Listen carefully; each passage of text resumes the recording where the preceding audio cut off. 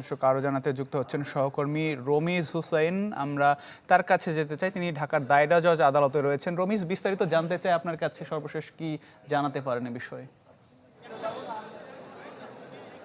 Atik, advocate Kamrul Islam শুনানি ঘিরে কিন্তু আজকে এজলাসের মধ্যে কিছুটা হট্টগোল জড়িয়েছে বিএনপিপন্থী আইনজীবী এবং আসামির পক্ষে যারা আইনজীবী ছিলেন তাদের মধ্যে। এবং এখানে আমরা যেহেতু এজলাসে ছিলাম তখন দেখেছিলাম যে যেই হত্যা মামলা অ্যাডভোকেট কামরুল ইসলাম সিদ্দিকীকে আজকে আদালত তোলা হয়েছিল এবং 10 দিনের রিমান্ড আবেদন করেছিল। উভয় পক্ষে শুনানি শেষে আদালত তার 8 দিনের রিমান্ড মঞ্জুর করে। পরবর্তীতে আদালত অ্যাডভোকেট কামরুল ইসলাম সিদ্দিকীর কাছে কিছু বলতে চান কিনা এই বিষয়টিতে যখন তাকে জিজ্ঞেস করে, তখন তিনি বলেছিলেন যে এই দিন নয় আরও দিন আছে। এই যারা আসলে বিএনপি পক্ষে আইনজীবী এবং যারা রাষ্ট্রপক্ষের হয়ে এই মামলার রিমান্ড শুনানির পক্ষে ছিলেন এবং রিমান্ডের পক্ষে যারা শুনানি করেছিলেন তাদের উদ্দেশ্যে কথা বলার পরে বিএনপি পন্থী আইনজীবী এবং যারা রাষ্ট্রপক্ষের আইনজীবী ছিলেন তারা কিন্তু তাকে এক ধরনের ধমকের সুরে বলেছেন